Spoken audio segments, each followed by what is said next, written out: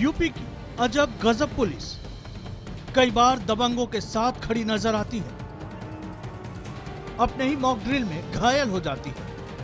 Mock drill में नकली दंगाइयों को भगवा झंडा थमा देती है।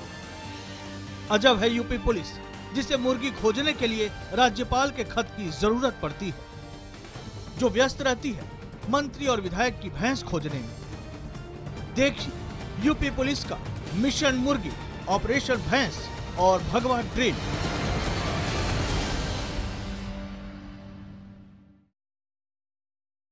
अखिलेश की पुलिस अजब गजब है। आज हम इसी पर बात करने वाले। नमस्कार, आप देख रहे हैं 8 बजे। मैं हूं आपके साथ सुमित अवस्थी।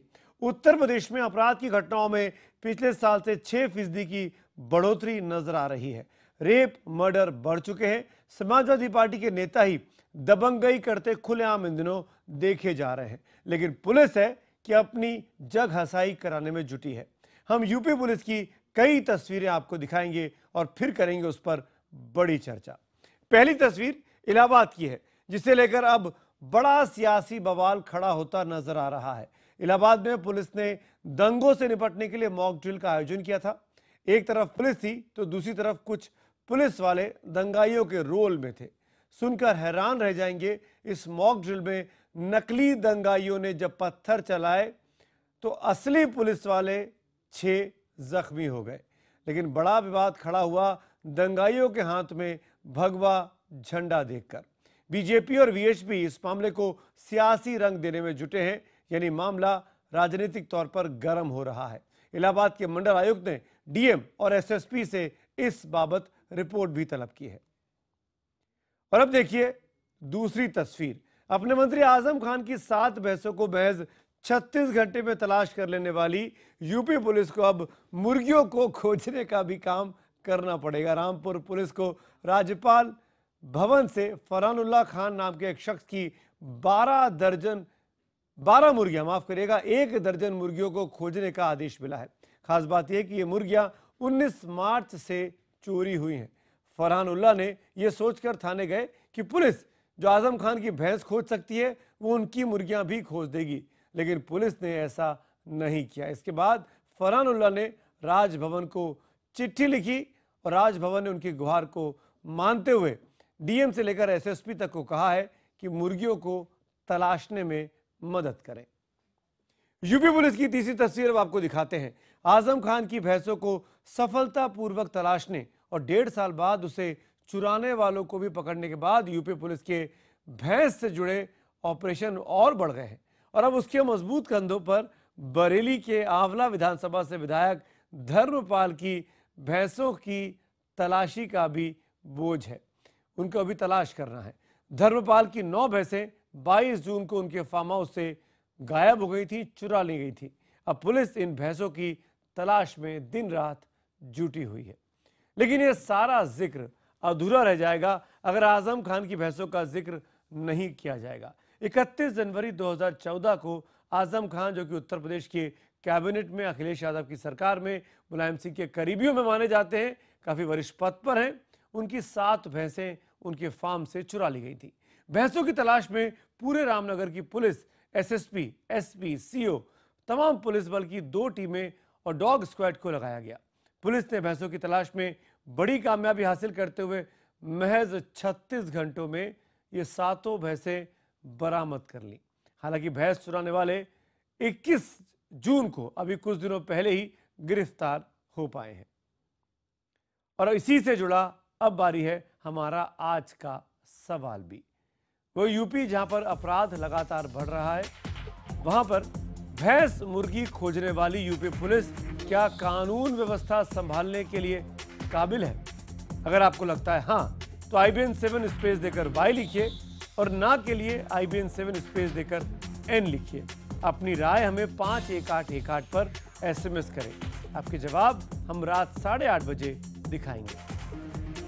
तो यूपी पुलिस के इसी हाल पर चर्चा करने के लिए कुछ खास लोग मेरे साथ जुड़ रहे हैं। सबसे पहले परिचय कराता हूं, समाजवादी पार्टी का बचाव करेंगे पार्टी के वरिष्ठ प्रवक्ता गौरव भाटिया मेरे साथ हैं।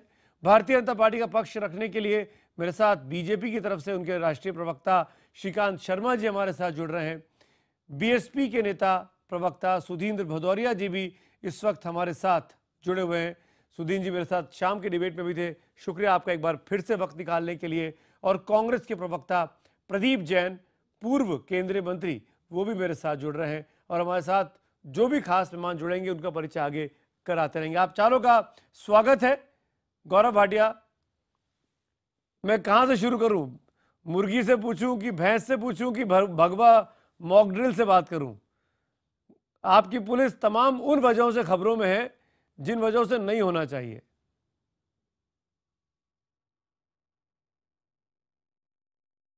नहीं सुमित जी, मैं थोड़ा सा आपसे सहमत नहीं हूं, और इस वजह से नहीं हूं कि उत्तर प्रदेश पुलिस में बहुत से अच्छे अफसर भी हैं और उन्होंने बहुत अच्छे काम भी किए हैं। मैं शुरुआत करना चाहूंगा कि अभी सर्वोच्च न्यायालय ने सारे प्रदेशों को कहा था कि जितने भी बच्चे जो लापता हैं उनको आप ढूंढने का प्रयास करिए।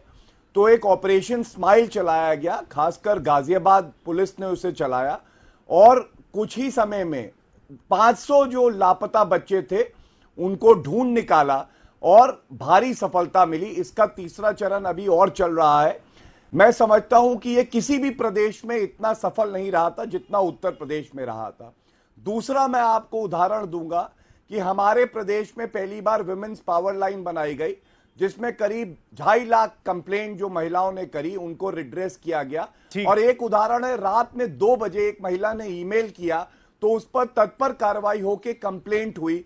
सर्वोच्च न्यायालय ने बाकी प्रदेशों को भी कहा कि उत्तर प्रदेश की तरह आप भी एक विमेंस पावर लाइन बनाइए।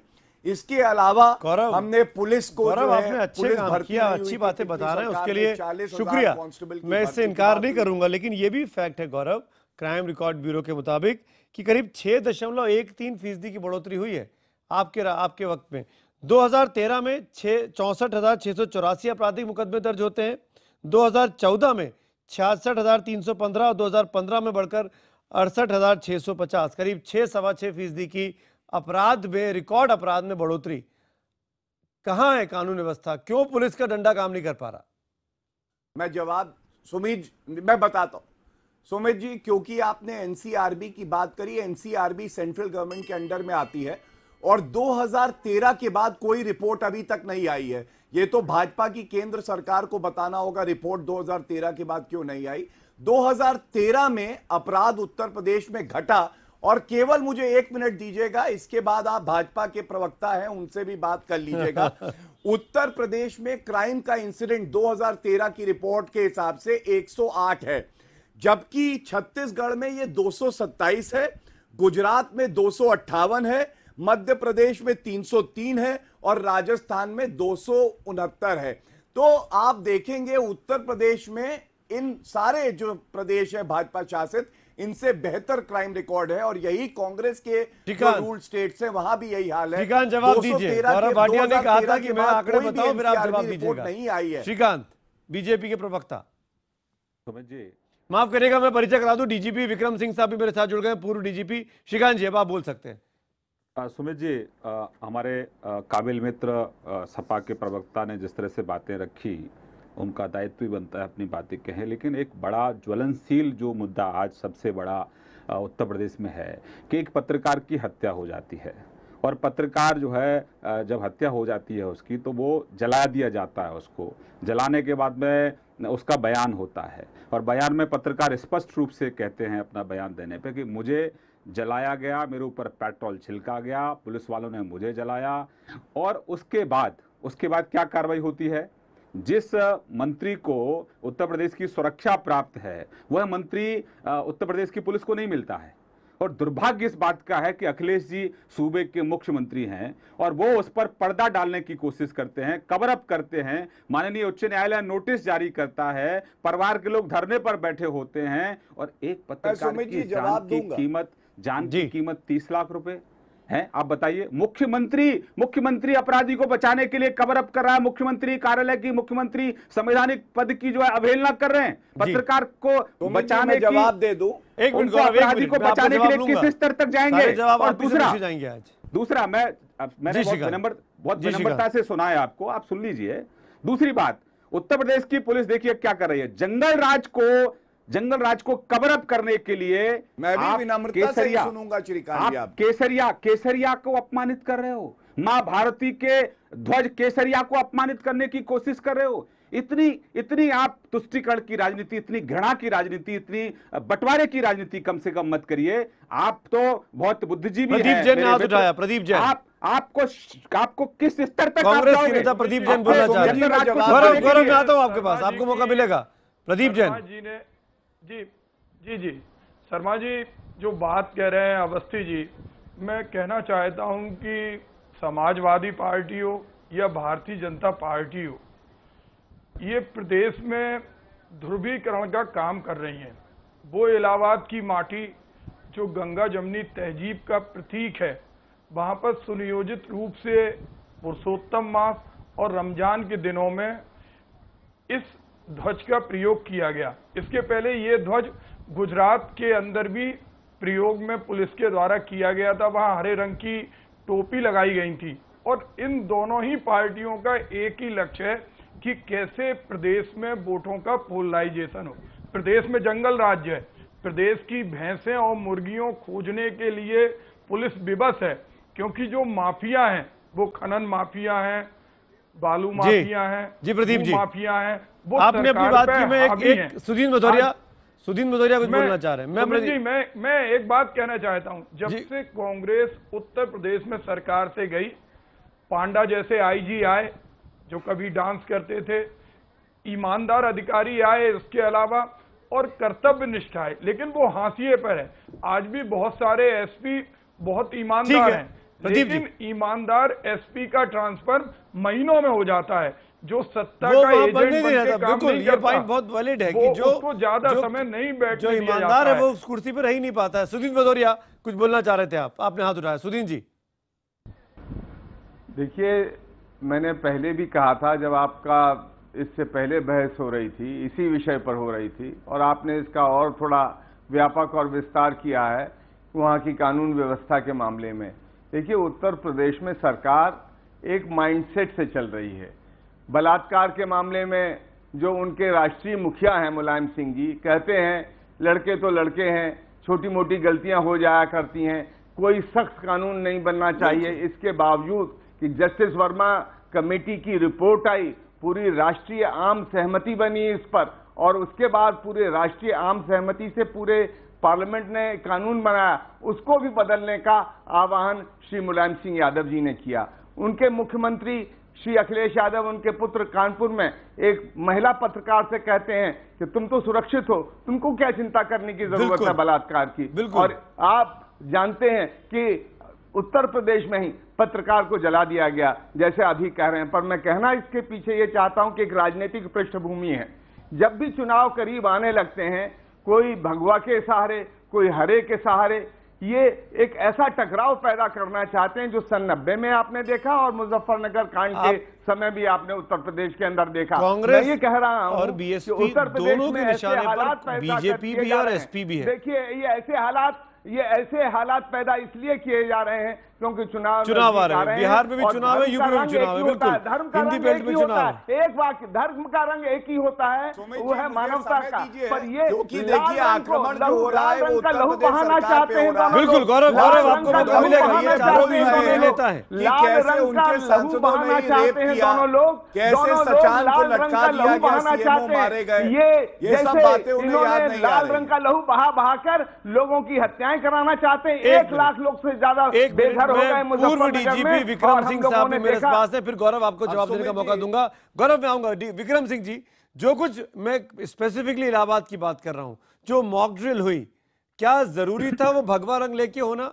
क्या वो काला रंग नहीं हो सकता था, या कोई ऐसा रंग नहीं हो सकता था जो किसी एक एफिनिटी के साथ, कम्युनिटी के साथ जोड़ा ना जा सके? क्या वो कम्युनलाइज करने की कोशिश आप मानते हैं विक्रम सिंह जी? सुमित जी, ये बड़ा महत्वपूर्ण बिंदु आपने उठाया है और ये हमें आदेश भी है और इस प्रकार का ये स्पष्ट निर्देश भी है कि आप ऐसा कोई कृत्य, ऐसा कोई संकेत और ऐसा कोई प्रतीक नहीं रखेंगे जो कि जाति सूचक हो या धर्म सूचक हो। अपने कार्यालय, अपने वाहन, पुलिस लाइन की किसी भी ड्रिल में ऐसा कोई कार्य नहीं करेंगे जो कि किसी जात की ओर इंगित करता हो या धर्म की ओर इंगित करता हो।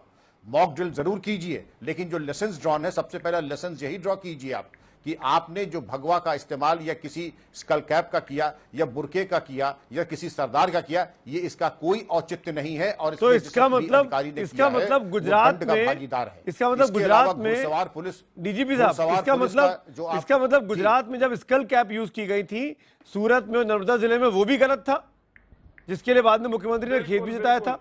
हमारे देश के वो भी गलत था। मैं एक बीच में बोलना चाहूंगा, इसीलिए मैंने स्पष्ट कहा कि जहां कहीं भी जाति सूचक प्रधानमंत्री के पद पर वो व्यक्ति बैठे जब वो मुख्यमंत्री थे, जब गुजरात के अंदर मॉक ड्रिल में काले रंग की, हरे रंग की टोपियां इस्तेमाल की गई थी और जवाब दीजिए एक सेकंड श्रीकांत जी जवाब देना चाह रहे हैं। जी श्रीकांत, गलत बयानबाजी मत करिए। कांग्रेस के मित्र होमवर्क नहीं करते हैं, राहुल गांधी को फॉलो कर रहे हैं। आप गलत बयानबाजी मत करिए। आपके पास झूठ बोलने की दुकान है, आपके पास साबित करिए देने की दुकान है। आज उत्तर प्रदेश में जो दंगे हुए, अभी साबित करिए। प्रदीप जी, श्रीकांत शर्मा एक बात बताइए, पिछले समय में देखा जब उपचुनाव आए तो समाजवादी पार्टी और भारतीय जनता पार्टी ने मिलकर प्रदेश में दंगे का माहौल विकसित किया, और इस बात का मंथन कीजिए आप। श्रीकांत बोलिए, श्रीकांत जवाब दीजिए। श्रीकांत, सुमित जी, मेरा बहुत विनम्र प्रार्थना है कांग्रेस के मित्र से, मोदी फोबिया में इतने पागलपन तक पहुंच चुके हैं, अवसाद में पहुंच चुके हैं कि जब ये जिस घटना का आप जिक्र कर रहे हैं उस समय हमारी मुख्यमंत्री वहां आनंदीबेन थी, उन्होंने अविलंब ये घटना दोपहर की थी और शाम को उन्होंने खेद व्यक्त किया था। तो पहले तो ये होमवर्क करके नहीं आते हैं, पहले भी आप गलत बयानबाजी मत करिए, जो अभी गलत बयानबाजी मत करिए। शर्मा जी, आपका वजूद उत्तर प्रदेश में नहीं है, मैं पूरे देश से आप समाप्त हो रहे हैं। 2010 की बात कर रहा हूं, पूरे देश से समाप्त हो रहे हैं आप। मैं उसके झूठ आपको रिकॉर्ड दे सकता हूं। झूठ मत बोलिए। बिल्कुल राहुल गांधी पर विवेक नहीं है, राहुल गांधी के पास विवेक नहीं है, राजनीतिक अनुभव नहीं है। आप तो मंत्री रहे, नरेंद्र मोदी के पास झूठ बोलने के अलावा कोई विवेक नहीं है। 15 लाख रुपए का झूठ का सपना दिखाया, करना बंद कर दो। बोल रहे आनंदी बहन के कार्यकाल में जो पुनरावृत्ति हुई, बोलना बंद कर दो। पहले नरेंद्र मोदी जब मुख्यमंत्री थे उस समय भी मोदी ये पुनरावृत्ति हुई थी। तुम लड़ के समाप्त हो गए। गुजरात में 15 साल से घटनाएं पानी पिलाने वाला कोई नहीं है। मैं आप दोनों को इंटरवीन करना चाहूंगा, मैं इंटरवीन करना चाहूंगा। एक मिनट, आप दोनों ने आपस में बात कर ली, मैं वापस डिबेट को यूपी पे लेके आऊंगा। गौरव भाटिया, प्रदीप जैन, श्रीकांत जी, तुमको पानी देने वाला नहीं है वहां। मैं यूपी पे बात कर रहा हूँ। प्रदीप जैन, श्रीकांत शर्मा, एक मिनट की तरह मत तनिए। एक मिनट, तुम्हारा वजूद समाप्त हो गया गुजरात में, उत्तर प्रदेश में तुम्हारा वजूद समाप्त हो गया। गौरव भाटिया, देश की जनता ने तुमको नकार दिया इसी झूठ के कारण। गौरव भाटिया, मेरा सवाल गौरव भाटिया से, झूठ के कारण। गौरव भाटिया, यूपी की पुलिस ने क्यों भगवा रंग का इस्तेमाल किया, पहले तो ये क्लियर करिए। और आप मानिए कि आप लोगों से गलती हुई, ये नहीं करना चाहिए था आपकी पुलिस के द्वारा। सुमित जी, बाकी आप लोगों को चुप कराना पड़ेगा तभी मैं जवाब दे पाऊंगा। आप बोलिए, सब चुप हैं।